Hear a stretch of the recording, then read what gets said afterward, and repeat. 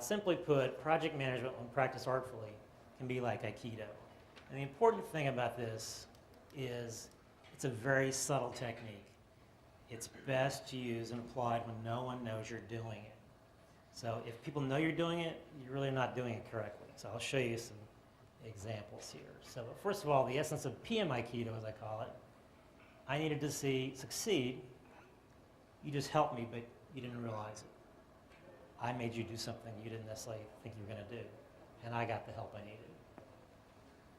So here are some 5 examples that are real-life examples that worked for me over the years. Some of them are funny. I think one of them is I laugh every time I see it.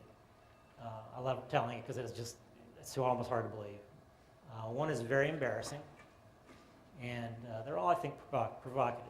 And they kind of read like a Jeopardy category list here.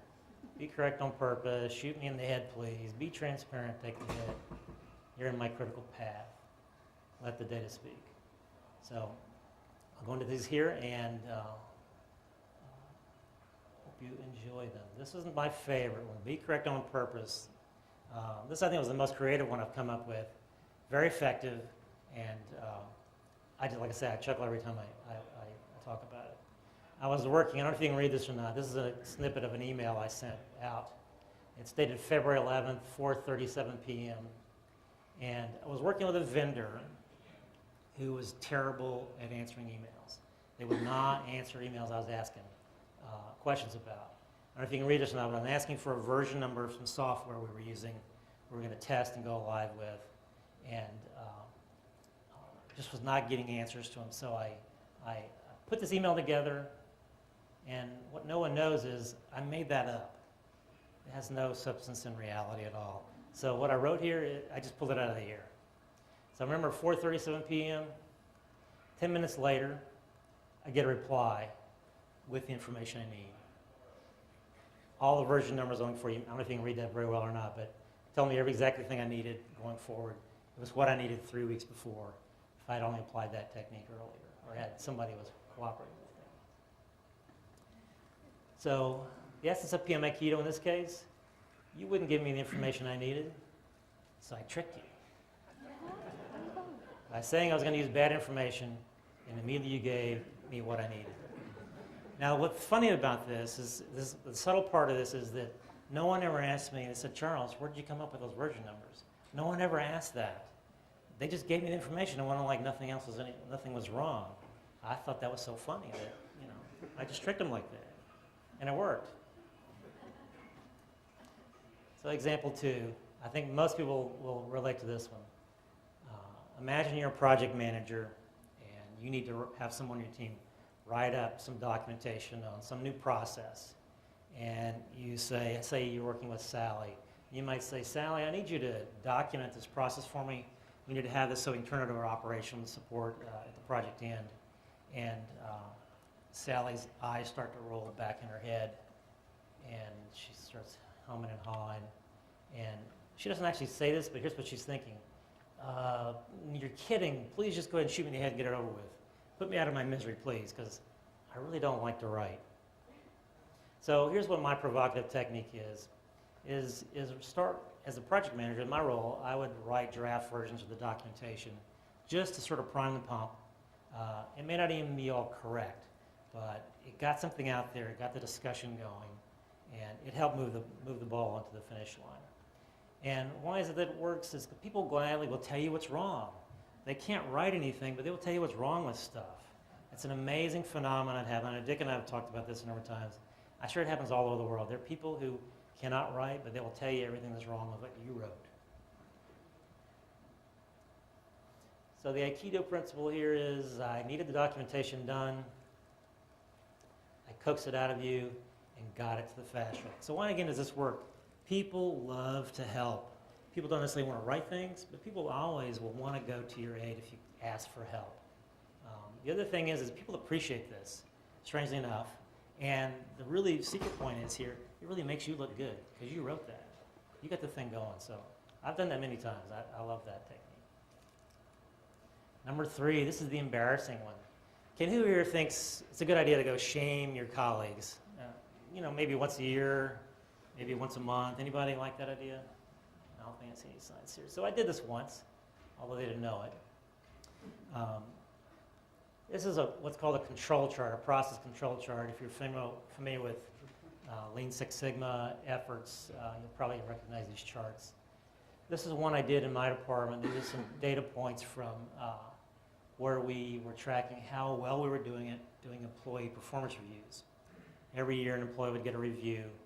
At the time, everybody was getting reviewed on an annual basis based upon their hire date, anniversary of their hire date. So as you'd imagine, you'll see stuff spread out through the year, sometimes be bunched up, spread out.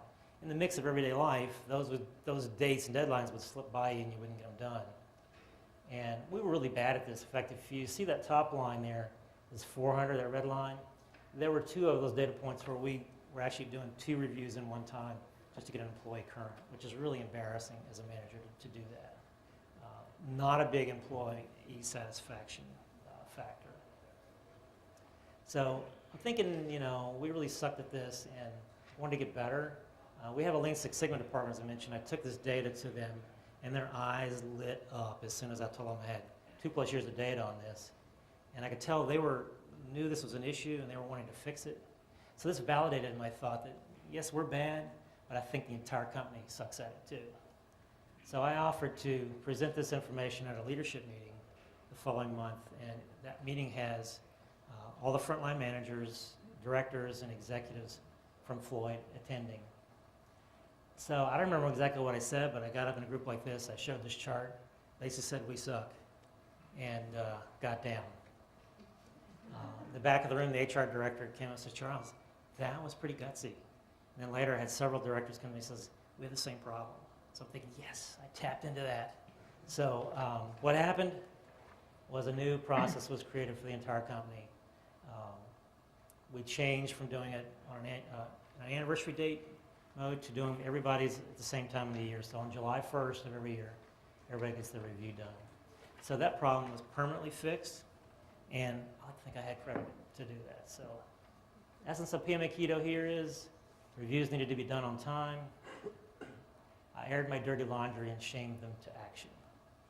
I think it was Natalie Williams yesterday was talking about one of the challenges is that people are afraid to air their dirty laundry. Well, this is the case where it's good to go embrace it sometimes and just go let it out there and let everybody see it, because it moved people to action in this case. Also struck me that if you saw Bodine's presentation yesterday, talking about structural tension, this feels like to me an example of that, where you've got a current status, desired result. This tension wants to close itself up. I did nothing after that. It just took on a life of its own. And then 6 months later, we had a new process that just happened without me doing anything about it. So I thought that was pretty cool. Number 4, you're in my critical path. I think every project manager knows what critical path is. It's those set of tasks that are interrelated that determine the shortest path from the beginning to end of a project. And if you have a task on that critical path, if it gets delayed, it delays the project by the same amount of time. So imagine I got an employee named Bob. I said, Bob, you're on my critical path. Every day you delay this task, you delay the end of my project. That would be pretty powerful for somebody to say to me.